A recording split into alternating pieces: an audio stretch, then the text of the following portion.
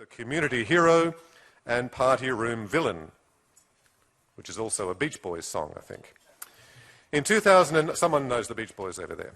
In 2009, he was elected to the role of the Nationals leader in the Senate and became Shadow Minister for Regional Development, Local Government and Water. In September 2013, following the election of the coalition to the federal government, Mr Joyce was appointed Federal Minister for Agriculture and Deputy Leader of the Nationals. Mr Joyce has served as Deputy Prime Minister since the 18th of February this year and was returned to Parliament at this year's federal election. Please welcome the Deputy Prime Minister Barnaby Joyce to the stage.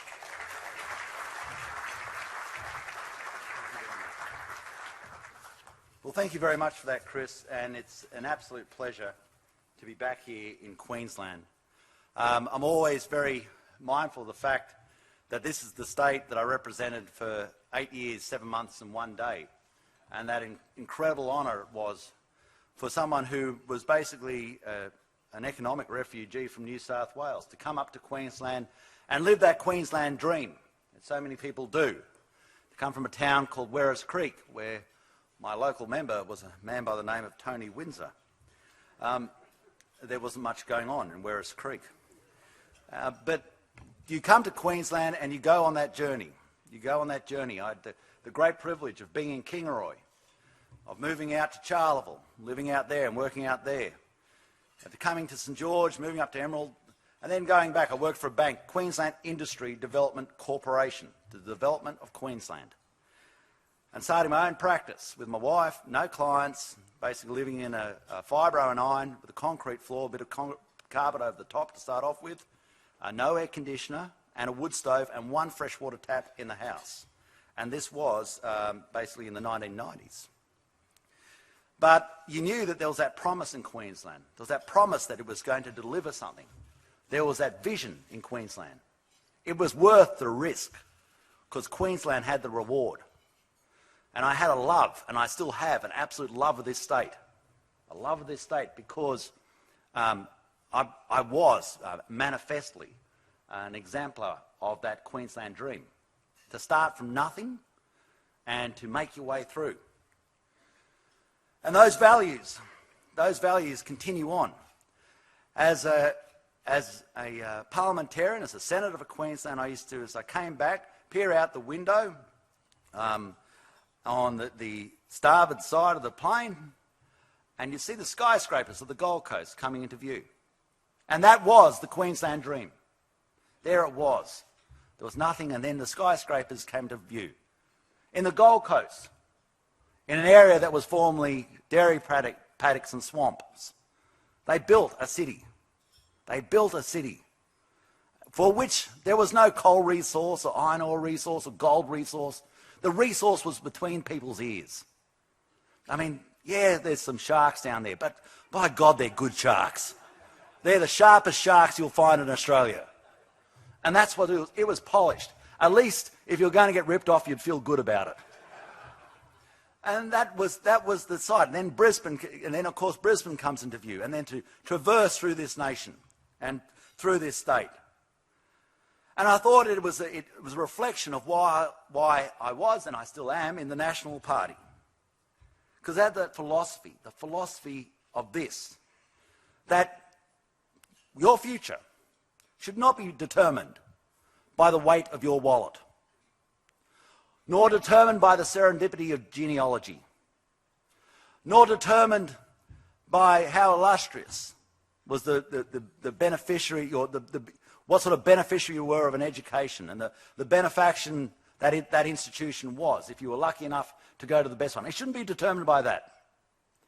Your future in this state and in this nation should be determined by the sweat of your brow and your capacity and your drive and your determination.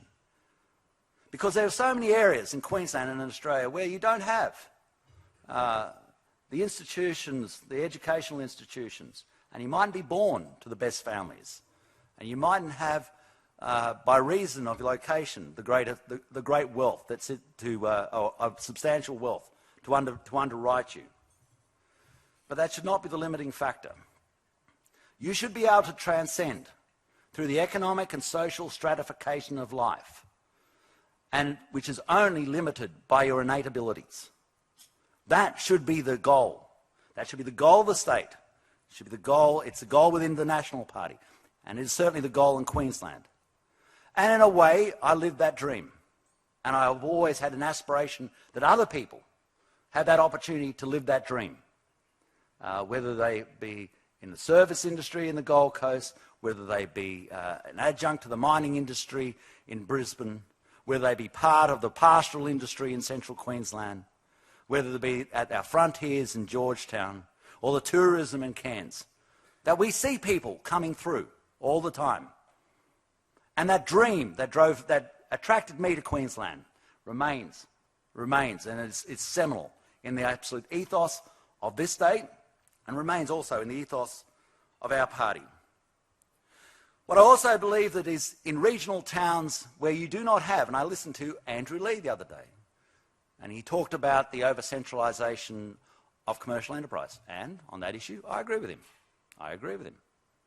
Because I believe that the way we deal with it, though, I disagree with it. I believe that that you are all very capable people. And if we create the right market conditions, if we create the fairness in the marketplace, that you have the capacity to go through it, to transcend through that economic and social stratification of life. But in regional towns, you have the opportunity to start from the bottom and make your way to the top. If I'd set up my accountancy practice next to KPMG in Queen Street, I would have gone broke and quickly. If you set up a retail shop next to Coles and Woolworths, you will go broke and quickly. But if we have the capacity for new towns, new centres of enterprise, new centres of commerce, and we stand behind them and we let these towns grow, then that opportunity becomes more expressed, and our nation and our state becomes more dynamic, more diverse, with more people doing things in different ways so as to give you that internal dynamism. There is a great untapped potential in Queensland, a massive untapped potential in Queensland. I want to go through some of the realisation of this. Whether it's romantic or otherwise, compare Queensland to Texas. I talk about the parochialism of Texas. And in Texas, in Dallas, they all wear high top boots and big hats, but they don't own cattle. They're just proud. They're proud of their state, and they should be proud of their state. The GDP of Texas is bigger than Australia's, but it's a state vastly smaller than Queensland. When you think about it, their seed stock, you have here in Queensland, about 40,000 petajoules of commercial gas, equivalent to about 7 billion barrels of oil. The East Texas oil fields in 1931 had 6 billion barrels of oil. Your seed stock for growth is there. What is the limiting factor is whether we have the government, the motivation and the drive of the people to want to develop this. And I believe that drive is still there, but we have got to tap it once more. Your water resources, you can see it. The biggest flowing river into the eastern seaboard, the Fitzroy River, is in Queensland. There are more cattle in the Fitzroy Basin than there are in the Northern Territory. You have one of the greatest tourism resources in the world, in the Great Barrier Reef. You have more than the potential of Texas, but it's whether we have the desire and the political will and the political organisation to be able to tap this and to drive this forward. Is that vision there? Ladies and gentlemen, that vision there was in the past. It was there with Bjelke-Petersen. It was there with Nicklin. We had the capacity to see things, even with Goss. We had the capacity to see these things and drive these things. But now we seem to have become scared of our own shadow. We seem to come up with new reasons to say no. Wondrous new reasons to stop things. Even today I was talking to people involved with the Nathan campus, saying that in trying to expand a footprint of a building, there are environmental restrictions because of a sacred tree or a sacred frog. Just recently we completed in our nation one of our first new dams, Chaffey Dam in New England, unsurprisingly. One of the things that almost held that up was a Burralong frog, sacred frog. I always thought because we were building a dam that the frogs would be happy, would have more of an environment for them. But apparently no. We had the money to build it, We had the engineers to build it, but we couldn't start it because of our self-imposed caveats on why we couldn't. That dam almost stopped because of a frog, and I looked at the range of that frog, I've said before. And the range of that frog goes from southern Queensland to Victoria. And I was worried about that because I thought this frog could take over the world. If it can stop a dam near Tamworth, it can stop anything. You know, there was a road merely about 30 kilometres away by the crowflies. It fell into the creek. It fell into the Swamp Oak Creek. And they couldn't fix it for years. You know why? The Burralong frog. The frog. Now people have to see there's something Kafkaesque about this. We have created a Kafkaesque world for ourselves. We've decided that the real ingenuity is not putting a man on the moon, but actually coming up with a reason to stop us building a bridge. So this area is going to grow, whether you like it or not. Another comparison between Texas and here. It's about 1900. Dallas, Fort Worth, Arlington had less than 200,000 people. Now they have 7.2 million people. I can tell you, there's a place called Toowoomba, the Sunshine Coast, the Gold Coast, and in the middle of it's a place called Brisbane. And whether you like it or not, they're coming. They're going to arrive here. The only decision that's before you is if they're going to arrive here poor or arrive here with money. That question is absolutely and utterly up to you. But if you keep on coming up with reasons to say no, of reasons not to develop, then they will be poor. And they'll be one on top of each other. They'll still be living here. The world is going to have 9 billion people in it by 2050. So they're coming whether you want them or not. It's how you manage it which really matters.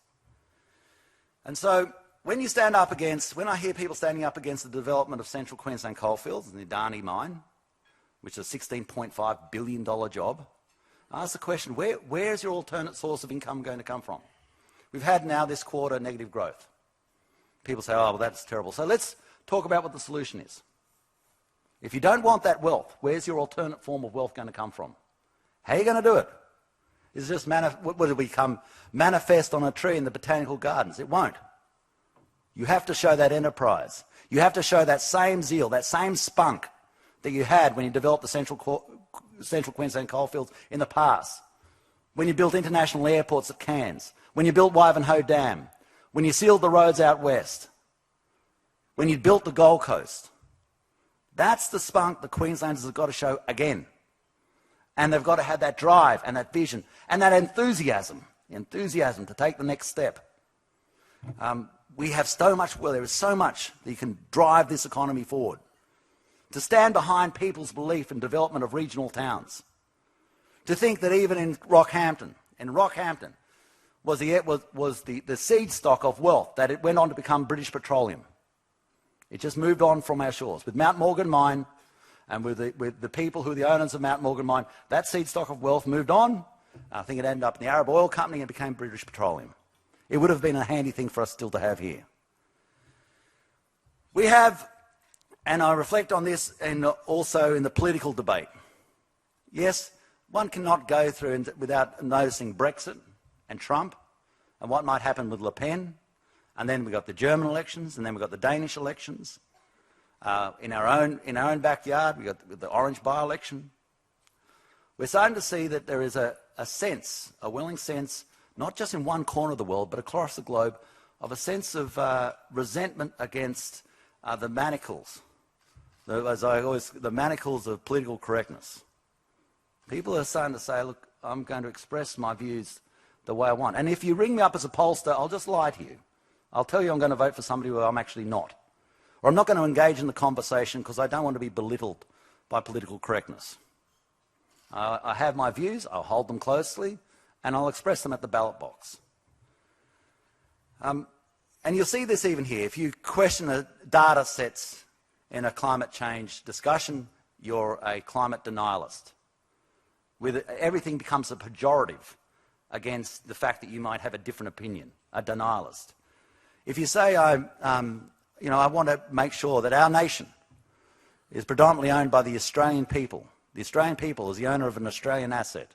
Mum and dads who still have the right to buy and pay off a house. If you say that's correct and you say that first and foremost these people who are the citizens of our nation must come first, you're a xenophobe. If you say that you stand by your belief in the family, then some say you're a homophobe. When you're none of the above. You're clearly stating what your beliefs are. But people feel intimidated and they don't want to engage in the debate, and so they sit back quietly. They don't change their views. They sit back quietly and wait for the time for the ballot box to come their way. And then they express them. And they express them, in some days, in dramatic swings. And we saw it in America, and we saw it in Orange, and we saw it in the UK. It is not quarantined to a certain area. And people are living in a media environment. It's a media club, but they're living in a different media environment now. Whether we like it or not, more and more they're just not reading papers. And to be honest, less and less they're watching free-to-air television. Look at your kids and your grandkids. When you go home and sit in your living room, are they watching the news? No. They're on Facebook, Tinder. They're on Snapchat. The older ones are on Tinder. Hopefully your wife's not on Tinder. On Snapchat, they're peripherally surfing across. Matt Canavan's tearing me to pieces here. They're peripherally surfing across the issues of the news cycle. They are looking for sharp, flashy messages. So the deeper discussion of political views is not as paramount as it used to be, and it's not much you can do about it. It's over the top. It's coming in via the telephone line. What was otherwise a telephone platform, now a wireless platform, now an NBN platform. And it's going to grow. It's just the way it's going to be. It's the way it's going to be. These gentlemen here are going to have, I don't know what their job will be in 20 or 30 years' time. It's just the reality. If it doesn't pay, they can't sell the advertising revenue, then what's the point? So it's an evolving, and this in itself also plays into people holding and reinforcing whatever views or conceits they might have with other people of a like mind. And then that becomes, once more, manifest at the ballot box. So you can't do anything about that, and that also becomes part of the mechanism of the political discourse. But back to where we are here in Queensland. We have so many opportunities. We were the great beneficiaries of trade with Japan. We were the great beneficiaries of trade with China. We must become the great beneficiaries of trade with India. We must, if we want that standard of living to continue to increase, to be able to absorb the population which will come here whether you like it or not. We have to be able to, once more, create that society where people can transcend through the economic and social stratification of life. We've got to make sure that the laws in the marketplace encourage small business. We must believe in our regional towns. We must not, I saw the other day on the front page of the Sydney Morning Herald that the GDP and the average income in Sydney is going up and the average income in regional areas is going down. If that happens, then you'll get a sense of disunity, a sense of resentment, that people in regional areas are being left behind, and then they will resolve that by, in certain instances, going to a further extremity in their vote. So those issues must be dealt with. You must bring along regional areas. Otherwise, you will get a divide and you'll get a drafting off, and people who are doing it tough will end up in regional towns, and people who are doing it well will end up in the cities, and you'll start to create another disparity, a disparity which you don't want in an egalitarian Australia. So, what are the things that we can do? What's the role of government? The role of government is to build the Inland Rail, that corridor of commerce between Brisbane down to Melbourne, to create those opportunities in regional areas. The role of government is to work with governments at a state level, regardless of their creed or their texture, but to make sure that you have a vision for those people. And we have put money on the table for the Inland Rail, and we want to get this thing built, because we do want to see the advancement of people in regional Queensland, regional New South Wales, regional Victoria. We've put money on the table for 14 feasibility studies for dams. Why? Because the essence of wealth, Wivenhoe, this town will not be here, this city will not be here, unless Bjelke-Petersen had put in Wivenhoe Dam. Not in the form it is now. You've got to put that water, you can't determine what the business will be, but you can build the infrastructure that allows business to prosper in that area. And water is one of the greatest conduits to the economic progression of an area, and the storage of water. And we put $130 million on the table for Rookwood Weir, and we're looking to the state government to stop this imbroglio of Ms Trad and Ms Palaszczuk fighting it out blow by blow. We want to actually hear that people are going to move towards working with us to build some of this infrastructure. Our opportunities in the future with budgetary issues may be constrained. If we don't get moving, you lose the opportunity. Now, somewhere in Australia, if you have to get this infrastructure moving, because it is not fair in other states if they want to move and you don't, that we just hang around. Surely they should get the opportunity. If they want to use the money, if they want to get going, if they can think their way around the Burralong Frog, then surely we should work with them. But I want to work with Queensland. We've put this money on the table so we can get moving on these. Delinga Dam up in the north, Emu Swamp down the south, Urana in the middle, Rookwood, right out to Cloncurry, all these feasibility studies and real money on the table. The money on the table for the feasibility study for Hell's Gate in Townsville. This is the tactile delivery. This is the things that drive your state forward and get the thing going again.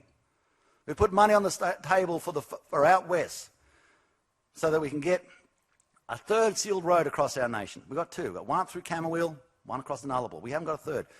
Closest settlement in Australia, been here for since about 230 years now.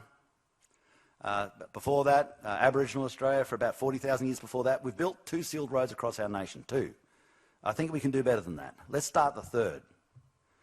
And we've put $100 million on the table for that so that we can start that progress and so we can develop to all corners of this state. We're putting in optic fibre out to Birdsville so that we can connect industry and commerce up to every corner of this state, because these are the things that drive the place forward. But we want to work with people who want to drive it forward as well. We don't want every discussion that we ever have to be about the Cross River Rail. We want to see the development of the whole of Queensland, because that's how we build the whole of the commerce. And today is the time where you can do it at a cheaper interest rate and with idle capital. Remember, as capital goes back, if coal continues to increase, capital will be attracted back into the coal industry. But now we have idle capital that we can get into these infrastructure works. We have the NAIF, $5 billion in the NAIF, the Northern Australia Infrastructure Fund. We have the Water Fund, $2.5 billion with water. We have the government at a federal level are trying to work with the state governments to make sure we drive these agendas forward. And we want to work with people. When they say, oh, we come up with a railway line and we find everybody sort of complaining about the railway line for Adani, let's get the thing built. Let's get the thing built and get the money flowing. If you look even in this state, the next 15 years of rent for 1 William Street will be $1.1 billion. Where are you going to get the money for that? Hey, you've got to have a business that pays for these things. So, water infrastructure, rail infrastructure, road infrastructure, the NAIF. It's all about the things that we know that if we set these things in place in Queensland, which like places like Texas, has immense capacity for economic development beyond our wildest dreams, where the economic potential of Queensland, which is currently about $290 billion of a $1.6 trillion economy, we have a hell of a lot of headroom to move up, and we should start doing it. If we don't, well, the people who pay for that are going to be our children and our grandchildren. If we believe in the standard of education you have now, then you must provide the economy that can pay for it. If you believe in the standard of health that you've got now, then you must provide the economy that can pay for it. If you believe in the education system you have now, you must believe in the development of an economy to pay for it. This is the vision that we lay down. This is the tactile things that we stand behind.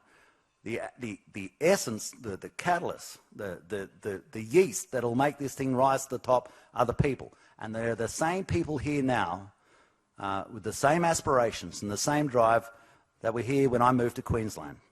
So I leave that for your Media deliberations. I see gentlemen standing beside me ready to ask me questions, which I'll try and avoid. Thank you very much for welcoming me back. All the best and God bless.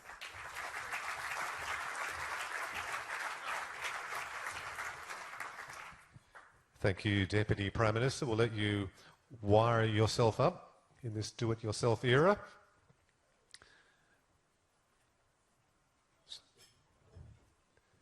How's that sounding?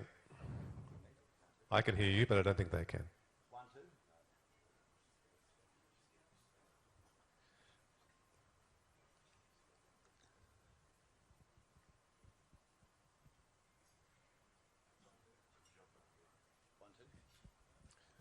We might have to share this one. Will that be all right? 1, 2. While they're working on it, we'll share this one. Okay. Johnny Depp says hello. You're sick and tired of that, aren't you? You are absolutely sick and tired of Johnny Depp jokes. Yeah, Johnny, and he's not going so well. He and Amber are going through a rough patch. And I had Claude Van Damme come into my office the other day. I'm starting to worry about it. I hope Johnny didn't send Claude over to say good day to me. Now, since you were last here, Lawrence Springborg has announced he's retiring from State Parliament. Were you surprised by that? What do you make of Lawrence Springborg's career in Queensland politics, and where do you think he might finish up? Look, I'm good mates with Lawrence. 27 years in state politics. I think that's a fair haul. You've got to remember, Lawrence, I think he got a stronger vote than Anastasia Palaszczuk did at the last election. He didn't win, but he got a bigger vote. And so I think that, what Lawrence wants to do next, I think will be, like, he's a very capable person. I think one of the greatest things that we'll have to credit Lawrence with is what he did with the health department. He was given an absolute hospital pass, and he turned it into a success. And that is the ultimate attribute of a good politician, is to be given a tough task and to make it work. I have a question to you from the Queensland Agriculture Minister, Bill Byrne. He wanted to know, while you're in Brisbane, would you release what the Productivity Commission thinks about the sugar industry? He's referring to something that happened a year ago in the Queensland Parliament, where the Katter Party passed some changes to sugar marketing. Mr. Byrne says, with the backing of the LNP, he said it hasn't worked, and the Productivity Commission has some thoughts about it, and today's your opportunity to talk about that. What would you say to Mr. Byrne? Typical. Look, ultimately what we have there is the desire of the sugar farmers to have a market. They want the capacity to be able to compare their price to another price. Surely that is a decent thing to do. The reason we have QSL is in certain areas, and Wilmar is one, where the farmers say, look, I don't just want one person with one mechanism of processing my sugar, and then I have to sell it to them, and I have to accept their price, and I don't have any opportunities for anybody else. That's basically what Bill's standing behind. But why Bill's at it, since he's asking me questions, Bill actually lives in central Queensland, where we are trying to build Rookwood Weir, where we have put $130 million on the table for the capital injection, where we have put the money on the table for the feasibility study. When is Bill going to actually start working with us and get some of these dams built? When's Queensland actually going to show the vision for regional Australia in agriculture that respects the immense weight it delivers, especially in the cattle industry? All I ever get from the Labor Party, no matter where I go with them, is they're just commentary on our policy as we drive it forward. We try to decentralise, they argue against it. We try to build dams, they want to take money out of it. We try to develop markets, we just get a sense of cynicism about it. We just never, we want to build, we put money on the table for the development of further rail lands, from central Queensland to southern Queensland, Gladstone to Toowoomba. What do we hear from Queensland? They say, oh, good on you fellas, we'll match it? No. For agriculture in Queensland, for the Labor Party, it's like the Booby Prize, because they actually want to be Minister for the Arts or Minister for something else. And, they've got to start taking agriculture seriously, especially in this state. It is such a massive pillar of your economy, and it needs people with a massive passion to drive it forward. Let's have one more go at that. I'll just check with the sound team. Should we try the headset one more time? Do you want to try it one more time, One, Deputy two. Prime Minister? Yay! Now just hook it on yourself. Now you One, two. Now you've got 2 free hands to gesticulate wildly. From Queensland to South Australia, a question from my South Australian colleagues. It's about water. In terms of environmental flows and the Murray-Darling Basin Plan. The South Australian government has said your heart is not in the delivery of the plan. Are you committed to all the ideals of the plan, including the delivery of environmental water? Okay, well, just so we can walk through this, the thing they're talking Or swim about, through it. Okay, what they're talking about here is the 450,000 megalitres of what they call upwater. Okay, that has to be delivered by 2024. We've got no problems with it, but we ask, so you can't deliver it under Section 17(2) Part B. It can't be delivered if it brings socio-economic detriment. In fact, it has to be neutral or betterment. So you can't take it out if the community's worse off. This creates a dilemma. And so what I've said to the South Australians is, say, let's talk about this. Have you got any ideas? What I got was a mouthful of abuse by a person who got very irate, abused us, walked out into the restaurant, abused them, bought an ice cream and walked down the street. That's about as close as I got to a rational discussion. Sure, you can do it. I can give you, I mean, if you said this, you must come up with a solution no matter what the cost and just drive it through, we can do it. You could create other dams, but there is not the political desire or will. If you said, I'm going to dam the Clarence, you could provide the 450 gigs from that. But of course, there's not the political will to do that. They say, oh, no, can't do that because the people in the northern rivers of New South Wales don't want it. So that one's out. It is absolutely feasible. We move gas backwards and forth through the sea near to the basin from Sunrise near East Timor on massive economic projects. You can move gas. You could also move water if you really wanted to. You can move it from a river and everyone's going to, this will make the news. You can move from a river in Papua New Guinea. You could provide the hydroelectricity that came down. You could move it through the Gulf of Carpentaria, get all the way to Augathella, and you could drop it in the river, and you'd have your 450 gigs. Do you think the political will's there to do that? No, of course not. So you say, then you come back and say, well, what is your idea? Tell me. You know, and they say, oh, you just got to do it. So, well, give me an idea. I tell you, there's another one you could do. You could turn on your desalination plant in Adelaide. That produces 100 gigs a year, but of course that costs money. So they don't want to do that.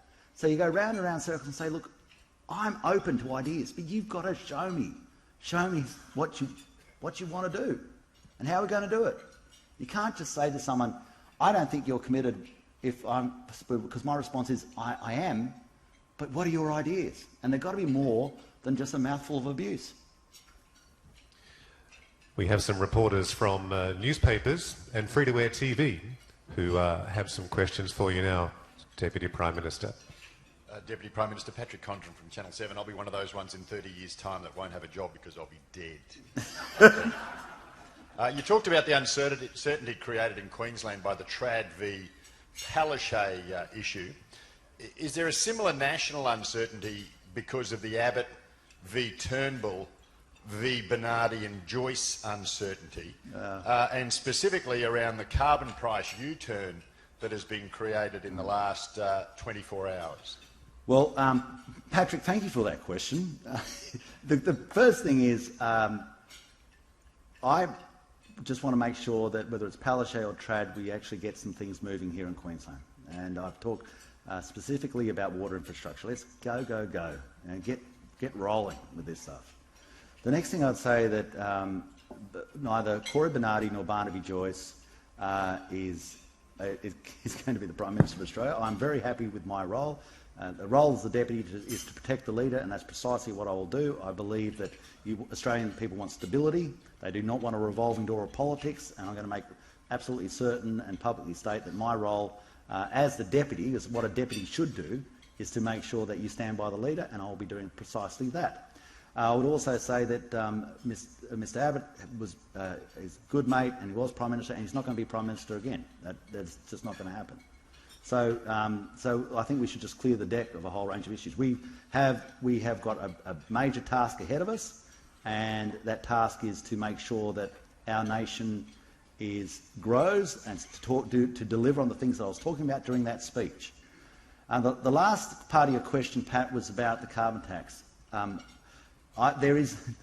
fought against the carbon tax, and there is no carbon tax under any government that I'm a part of, nor will there ever be.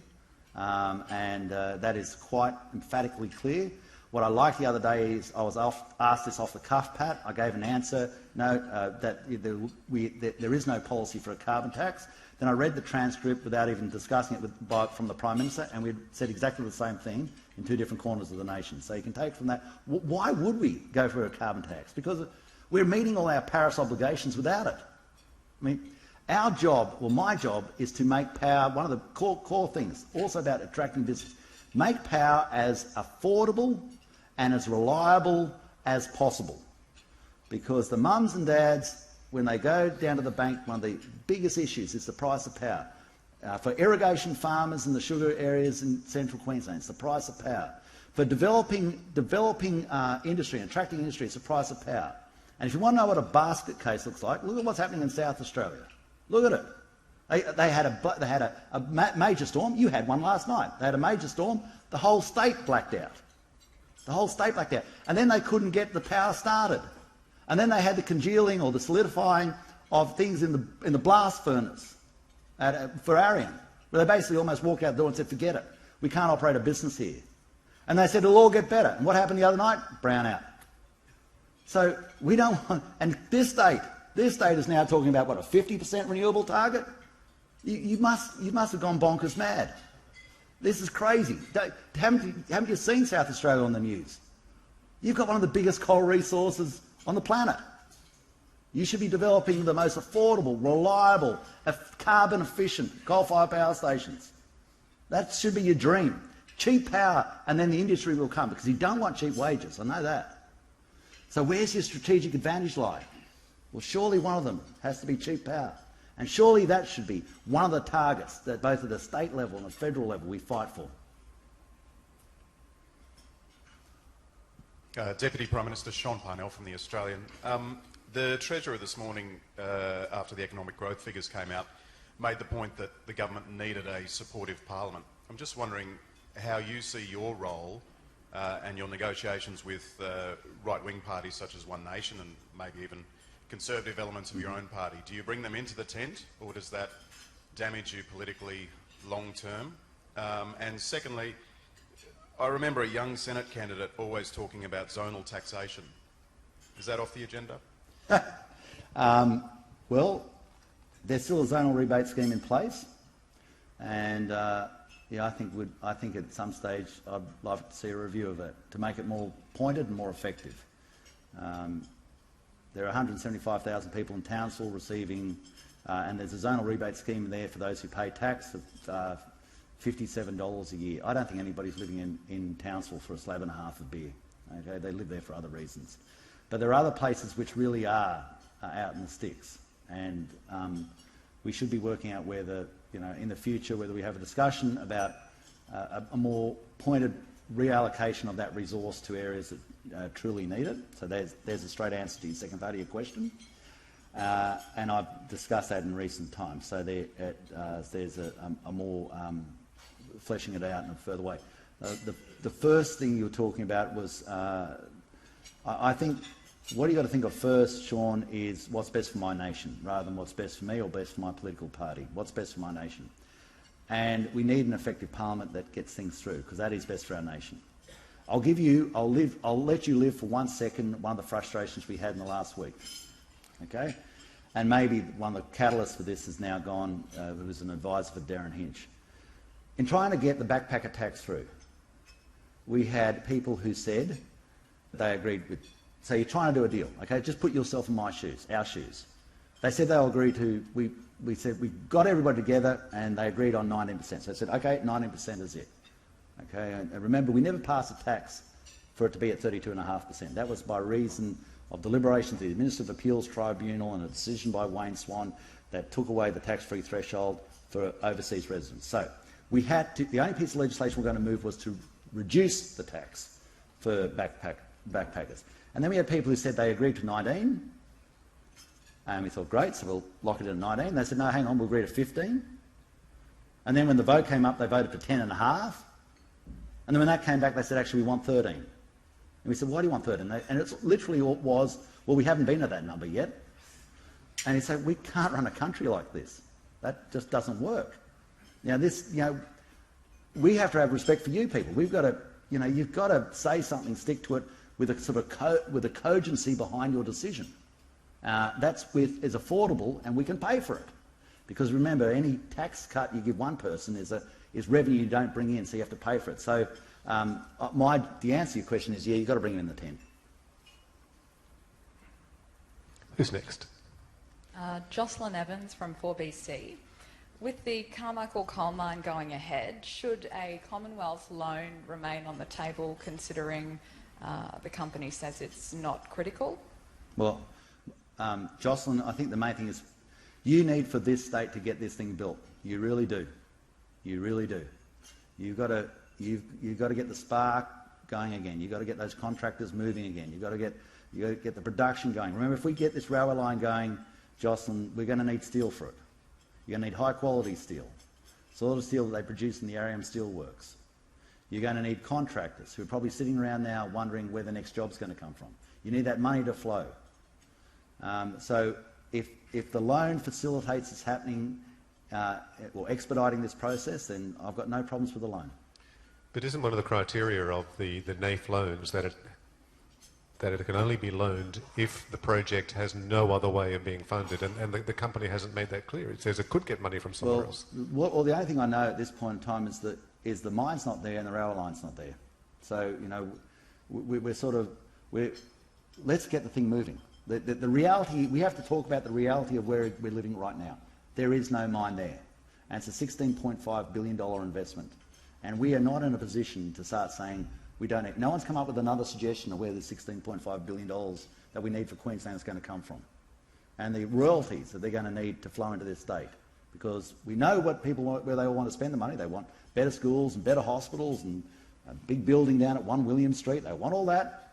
But no one's actually telling us where the money's going to come from. Fair enough, I guess, but I think the point is, would this meet the rules as written down for giving such a loan? How do we prove, the contrarian point of that is, how do you prove that it did? You don't give them a loan and it never gets built. And then you say, quod demonstratum. Hooray. I prove we lost. Ergat ipso facto, who's next? In Latin, please, Mark. That's right. I failed Latin at school. Mark Ludlow from the Financial Review. I was going to ask about the Carmichael mine, but I think we've covered that. I know you talked in generalities about you're not going to be part of any government that has a carbon tax. Carbon taxes is, dirty political word that no one wants anything to do with. Obviously, there's other mechanisms such as, and there's talking about an emissions-intensive scheme for the electricity sector. Do you believe, former Prime Minister Tony Abbott set up the climate review that was happening next year? Shouldn't all options be on the table and then ruled out or in at the end of the process, rather than ruling out something from the get-go? De mortuis nil nisi bonum. Speak nothing but good of the dead. You've started a whole new trend now. Yes, we have. We're going to be speaking in Greek at the next Media Club event. No, we won't. Look, we are meeting the targets that are set out in Paris. And of course, everybody knows that on this journey, a lot of people from different parts of the debate came together and we had an agreement. We will meet our Paris targets. We will, and we are doing precisely that. And we want to meet those Paris targets without... why do we need to start conjuring up new ways of solving a problem that we've already solved, which is the Paris targets? That is international agreement. If you start going out romantically on your own, like this, like when you start talking about 50% renewable targets, ACT, 100% renewable targets, you're proving nothing but self-flagellation. That is all that you're going to do.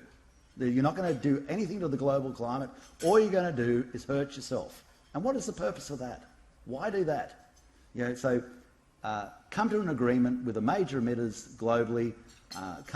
Once they arrive at that space, then go forward from there, because it is pointless. It is purely almost a form of conceit that you were saying, I'm going to show the world how clever we are by sending ourselves broke. Time for one more long one or two very quick ones.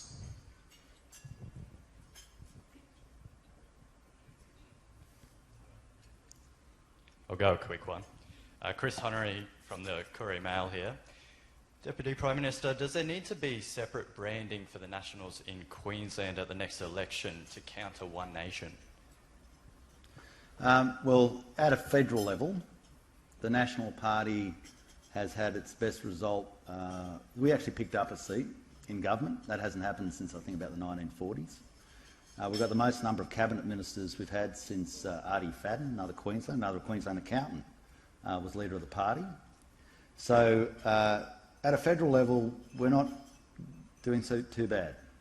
I think that it is very important that people in Queensland, I know it is important, that they understand that the LNP is not the Liberal Party, nor is it the National Party. It is its own entity that has people in Canberra that sit with the Liberals and sit with the Nationals. And the most parochial Nationals in Canberra are Queenslanders. You might have heard of one, George Christensen. You might have come across your radar. Certainly comes across mine. These people are Nationals from the LNP. Their identity is quite clearly one of the most staunch sort of National Party members. Barry O'Sullivan, Matthew Canavan. These people, they take the culture of the National Party, continue on, and they're playing that out in Canberra. And yes, I do think it's incredibly important that the electorate see it. But how can they see that at a state level? It's okay for those gentlemen to do that because they do sit in a separate party room, but state members of the LNP who may have come from a National Party background at the moment cannot campaign as old-fashioned Nats. And Liberal Party people can't campaign as Liberals. Fair point, but I guess Chris's question was, do you think people who came from the National Party should be allowed to do that? Well, the problem we had in Queensland, as you all know, is that when we had the National Party and the Liberal Party, it was all well and good, it's just we couldn't win an election. So they had to work it out, so they did. And they did. They won. They overwhelmingly had a great win, and then they had a terrible loss. Now, the first rule of politics is get back to your people and start discussing with them what's pertinent to them, rather than sort of working out from on high what you think they want. Obviously, people in regional areas have there is a different form of politics to people in the city. Why? Well, you do have your local pub which you go to. It's not something you see on television. It really does exist. And you do have the CWA that does put on art shows, and you better get to them. And towns have their own form of parochialism. They're towns that see themselves as their own little country, and you've got to understand how they work. In an urban environment, it is more. It is, to be honest, less nuanced. It is seen as sort of an on globo vote in a certain area, because people really don't know, this street I'm in this electorate and the next street and the next electorate, and there's a definitive difference between the streets. But in country areas, there's this town is in this electorate and that town is another electorate, and by gosh, there would be a definitive difference between the two towns. Thank you, sir. We'll wrap it up there. We can move on for the rest of our day. Would you please join me, ladies and gentlemen, in thanking the Deputy Prime Minister, Barnaby Joyce. Thank you, sir.